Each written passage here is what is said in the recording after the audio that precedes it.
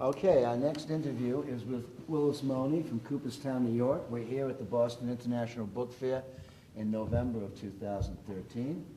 And Will, I'm going to ask you the same question I ask everybody else.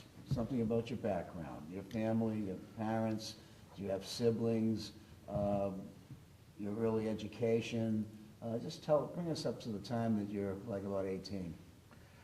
All right. I grew up first in Hastings and then in New Rochelle, New York. I was from a blue-collar family, very few books around.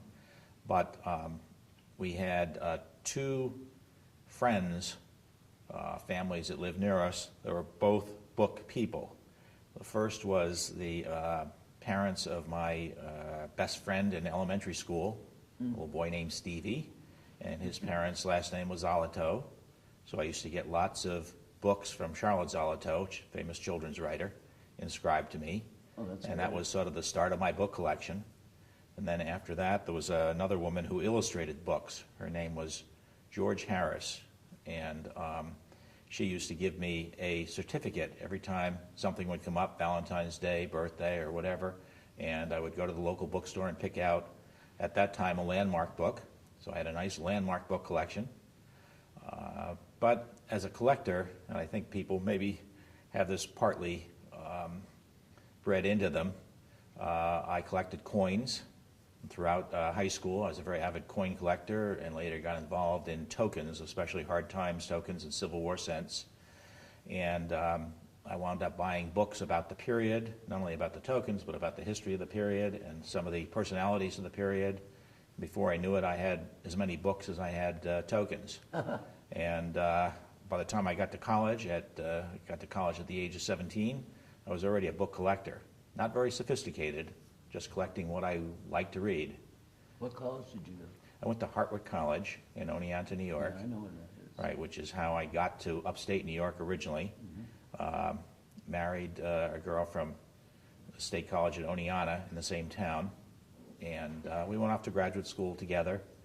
And I went to the University of New Hampshire. And while I was there, I used to go book hunting with one of the professors, a man named Jack Hanrahan. And then he started his own book business, and he talked me into helping him in the store. So I used to work 2 or 3 days a week in the store with him in Portsmouth, New Hampshire. Great store. And that was my first introduction to the selling end of the book business. I was still an avid collector at this time. I was in graduate school studying Renaissance and 17th century English lit. So I was buying, as I could afford it, first editions and interesting editions of people like John Milton. And I wound up with a collection of about 1,100 books by and about Milton. So you were very friendly with Jack. I knew Jack very well. Jack Hanrahan was a Milton scholar, wasn't he? He started off, right. That was his field, which is why we became friends. As I say, we used to go book hunting together throughout New Hampshire and when you could find stuff. Northern Massachusetts and stuff. Well, of course, he was looking for stock, and I was looking for stuff for myself, for my own collection. And we knew places that had material like that, 17th century philosophy and literature. And so that's what I collected. But I was in graduate school for 5 years. I have a Ph.D. in English Lit. I decided I had been trained to go off and teach someplace.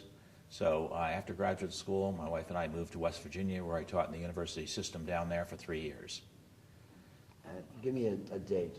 I was in West Virginia from 1972 to 1975. Okay. In 1975, we decided we wanted to move back to New York State, upstate New York, where my wife's family was predominantly.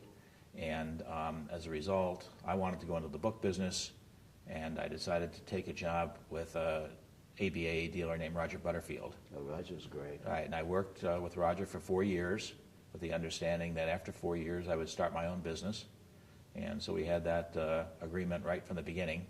And after 4 years I started my own business, and Roger helped me. We bought several collections together. He gave me his mailing list for catalogs, and that's really how I started. So in 1979, June 1st, 1979, I started my own business, and I've been doing it full-time ever since. But you started in the house first of all? I was originally worked out of my basement, had bookcases, and had a small select stock. I did mostly lists, and I started to do a few shows. And I suppose primarily because there were so many tourists that came to Cooperstown, I wound up eventually deciding that I could buy more books and have a store within the village. It's mostly a summer store, although we're there year-round. I'm now doing a lot of online business. We have well over 100,000 items listed online right at this moment. Wow. I know. And your son is And working? my son worked for me originally. He went to RPI and graduated and went off for a year or so, but was attracted to the book business and used to help me. And I came back and worked for me full time until he got married, and then he went to Georgia and worked for a company down there for a number of years. But finally decided he really wanted to do the book business, so he's been doing it full time with me since 2000. That's great. That's great. All right, I therefore don't have to worry about what's going to happen to the million items I actually currently have in stock. God. If anybody is listening or watching this, if you don't go to see his shop in Cooperstown, you're really missing something. And then afterwards, go over to the Baseball Hall of Fame for a while. Well, you know, because we're in Cooperstown, we do a lot with baseball books, but my background first was literature, and then working for Roger, I learned a lot about Americana. Right. Now, Roger was very much into ephemera, Right. historic pamphlets, broadsides, newspapers, and I learned that from him, and I've always had a lot of ephemeral material in my stock as well as books. What I call historic ephemera, which would be historic pamphlets and newspapers and broadsides as opposed to small ephemera. But it's still mostly the people who come to Cooperstown are coming there for the baseball experience, not necessarily to see you. But they do come and see you because you have baseball stuff.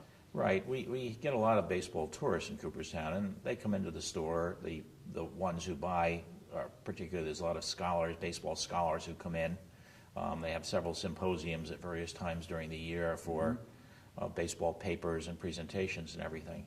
But actually, by far our best in-store business is from the people that attend the opera in Cooperstown. There's a Glimmerglass Opera is a very high-end opera. Yeah. They get about 40,000 different people a year, and I think we probably see most of them. Really? And they're affluent, they're literate, and appreciate books. And so we sell a lot more to the opera people and to any of the baseball people.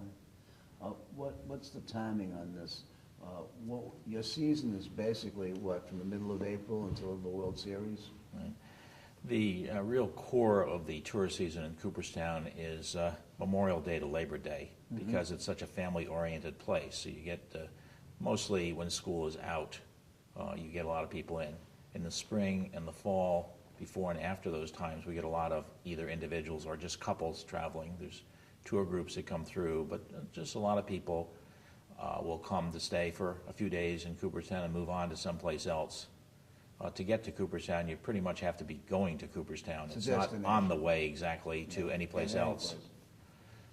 So we see people off-season in the core of the winter, January, February, March. The museums beyond the Baseball Hall of Fame are closed even, so we don't see too many people in the store then. With all the material we have online, though, we work 7 days a week out of the store, mostly invoicing and shipping the material every day. Oh, it's great. It's like having a mill. Yeah. It's like churning out the stuff, churning Yep. it out. Oh, yes. When you first opened up the shop in Cooperstown, did you have any fears or trepidations about its success? Were you worried, nervous? Right. Well, when I started in 1979 out of my house, I felt confident enough that I knew what I was doing so that I could make a living at it, and that proved to be the case. When I opened my first shop, which really was just a summer shop, it was in the village of Cooperstown, but it was in a barn that was off the main street. Okay. And it was kind of an extra. The rent was low, and was just open for 3 months or so in the summertime. But that proved successful enough so that we actually bought a building or part of a building on Main Street in Cooperstown. And that's always been lucrative enough to keep the business going. So we do book fairs, we probably do about 16 shows a year now. We do the shop, and then we do the online sales. I haven't issued a catalog in about 5 or 6 years, however. Would you need to? Can't do everything. I mean, you seem to have enough of a successful business going with what you're doing now. Mm-hmm. And other than Will Jr., how many other employees do you have? We have only part-time employees, but there's always at least one other part-time employee there at one time. Generally, there's 3 other people that do work there, but as I said, they're all part-time people. They do the wrapping, they do some of the cataloging, they pull orders and the kind of general kinds of things that need to be done. What percentage of your business would you say is online? What percentage of your business is walk-in? It depends on whether you mean numbers of books or dollars. Either. All right. Or both. I'd say numbers of books probably, it's about even between walk-in and online, with a much smaller percentage at book fairs. Mm-hmm. Dollar-wise, though, we tend to sell the good books at shows. We bring better material to shows. So dollar-wise, I'd say it's split almost 1/3, 1/3, 1/3. And you said you did about, what, 16 shows, did you say? We're doing about 16 shows. I do the Boston ABAA show. I haven't done the New York show in a number of years now. And then other regional shows, and as far as we do the Washington show, and we have done the Chicago show in the past, although not in the last couple of years. But then New England, New York, New Jersey, Pennsylvania area. Tell us a little bit about the Cooperstown Book Fair, which is an annual event, as I understand it. Right. I think we're up to 18 Cooperstown book fairs. Originally, wow. It was a book fair that was held 1 year in Delhi, New York. I don't quite know why they picked that place, other than the fact that they had a place to hold it in. Yeah. And I think there were 25 dealers who did it and 26 people who attended it. So needless to say, it lasted only 1 year. Yeah. It was moved to Oneonta, which is about 25 miles from Cooperstown. Right. It lasted there for a few years at the 2 colleges, but again, it wasn't attracting many people. So it was going to die away, and one of the dealers came to me and said, well, why don't we try it in Cooperstown to see how it works? So I set it up, and the trick in Cooperstown is to find a place that has parking. There are places that have spaces, but space for but parking is a real premium. So we've held the show at the Clark Sports Center, which is a big complex which has a huge amount of parking around it. It's important. Right, and as a result, we have plenty of parking, so we attract a fairly good crowd. It's a regional show. We have about 40 dealers each year that do the show, with a little turnover, but not a lot. I'm surprised how many people keep doing it year in and year out. And Cooperstown's a nice place to visit. So they use it as a vacation as well as a book fair. I find the buying good at the show, and and it's as I say, it's well enough attended so that people keep coming back, doing it over and over. Well, that's certainly a testament to it, if nothing else. When you're operating your business, where do you find your material? What are some of your sources, without giving out any secrets, obviously? Right. But of course, like everybody, I'll buy a few things here and there at shows and from other dealers, but my primary source are either estates or private libraries. We're one of the few general booksellers in our whole area, in sort of central New York. And we get a lot of calls because we're visible. We have the open store, and we buy mostly collections and estates in the Northeast, largely in the New York City area and in our area. So we'll get calls in Albany, Syracuse, Rochester, as well as Long Island and New York City, Westchester, northern New Jersey. Because of the baseball specialty, we get a lot of calls that are sports-related, estates or collections of sports writers that are retiring. So we buy a lot of baseball collections, as well as general collections.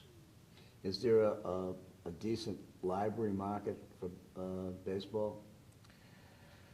Or is it more of a private collector? It's more private collectors. Very little library sales. The Hall of Fame, which has a very nice library, and no money to really buy. And most of the stuff is given to them. We'll do appraisals of stuff that's given to them for them. But most of our baseball sales, and especially the better things, go to private individuals. The better baseball stuff would be the earlier baseball stuff. We sell all kinds of ephemera as well as books, tickets, and autographs, and programs, and media guides, as well as both books and unique kinds of items, scrapbooks and stuff like that have been kept. It sounds like you have a never-ending inventory coming in and a never-ending sales going out. So you're the best of both worlds. It's great. Of course, the problem is we have a lot of stuff that is uncatalogued and still to be processed, so we'll never run out of material. At least if I stopped buying for a year or two, we would still be still going, right? But like any good bookseller, you cannot stop buying. So you can't resist, man. Nope. I gotta have this. Nice book comes along and you have to buy it. You gotta have it. Yes.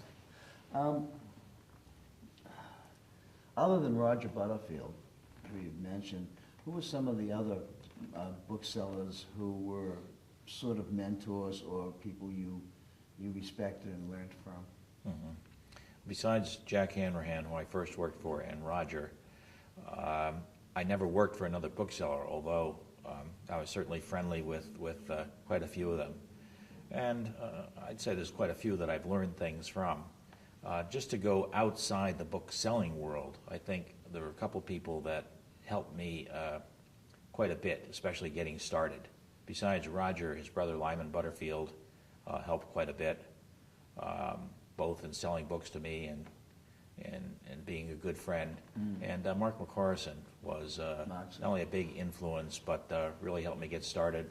Always buy things from my lists and encouraged me quite a bit. I'd say those are two of the big influences on me.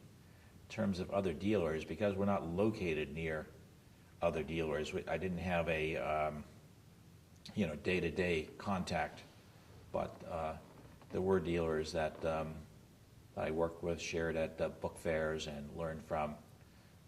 For many years, I shared a booth with John Spencer of River Row Books and with Barbara Cohen of New York Bound Books, and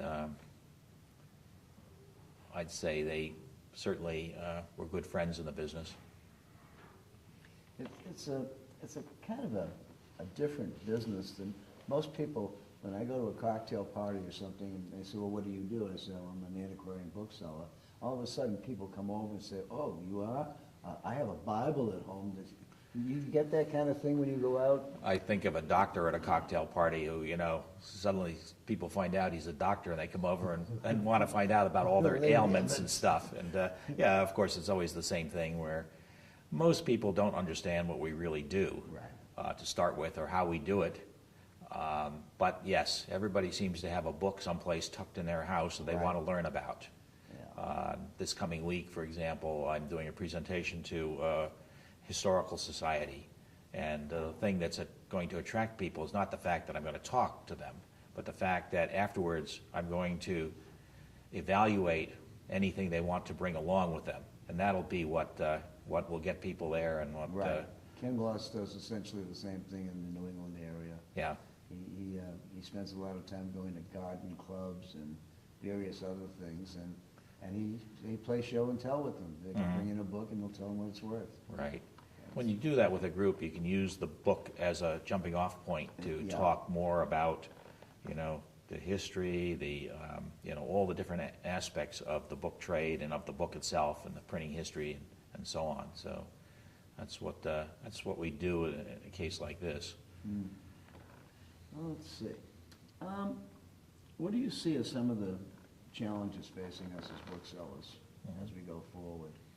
Well, in the years that I've been in it, of course, there have been vast, vast changes in the book business. The advent of the internet and online sales has certainly highly influenced the book business.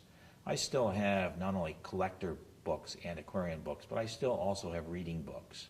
Yeah. And, you know, at some point we're going to have to phase these out because there are going to be fewer and fewer people buying, you know, a good mystery to read and, Right. and downloading them instead. My friends still hide their Kindles from me, but and I know they've got them. So Yeah, turn over your Kindles now. Right. Stop buying hardbounds. right. Okay, let me ask you another interesting question. If you were entering the book trade today, could you? I think so. Since I see my son as part of the future of the book trade, Yeah. I certainly wouldn't encourage him if I didn't think there was some kind of a future. As I say, I don't think the future is going to be in the scholarly book, which I always liked, or the reading book. I think the real future is going to be in the collectible book, and I think books will be collected for many generations to come as collector's items. So you need to sort of specialize, at least to make a living, specialize in the more unusual book, the books that people really want to own and possess, but aren't all that common. So there's a future, I think, in it, but it's certainly going to change over the years what people are not only collecting, but what they're willing to pay for and what they won't buy anymore. I wonder what some of the hot topics are going to be one of these days. Well, if we could anticipate that, we'd be all set. We have a new member in the association up in Oregon who deals just in rock and roll ephemera. Mm-hmm. And I can, you know, all of a sudden I said, well, rock and roll ephemera. And then I began to think. I mean, there's posters, there's tickets, there's albums, there's a lot of things that could happen that way. Right, absolutely. And we're seeing, even among all of our members, we're seeing more of a trend away from just pure books. Mm-hmm. We're seeing a lot of people dealing in ephemera and for different Absolutely. types of ephemera. Absolutely. Some dealers are purely ephemera dealers. And it's, you know, it's not just the traditional hardbound book that one that people are buying or that we're selling.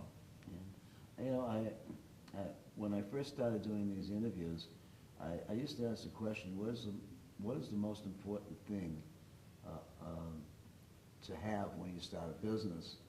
And the first person I asked that to was Doug Harding, who said, own your own building. He said that was the most important piece of advice he would give anybody. And that's certainly very important because you see where we are, for example, is a very limited business area Right. in Cooperstown. If we didn't own our building, we would have long since been forced out by increased costs and stuff like that. So I think that's important. Certainly, although we have dealers that sort of learn by themselves and everything, having experience from other dealers you know, has helped tremendously. The fact that I had sort of 2 apprenticeships, I think, really helped me more than anything else. And then you need a little luck and a little perseverance. I can remember one book haul I had where I went and bought a library in a house, and I was loading the books out, and there was a burn barrel in the backyard, and I said, "What's that?" And they said, "No, those are some junk things that, you know, nobody could be interested in." The first book I pulled out of there was the first edition of the Book of Mormon. Oh my God. So, That's certainly a great find. oh yeah, Of course, you could get a lot more for it today than you probably got. absolutely, Then, but, absolutely. but you could say that about a lot of books, couldn't you? Well, when I had the second copy of the Book of Mormon that I managed to get, I think I got probably about at least 50 times what I got for the first copy, as the prices went up over the years. And still are. Right. And still are. Well, you know, we've come to a half an hour. Great. And thank you so much for All right. participating. Well, It was very thank you. interesting.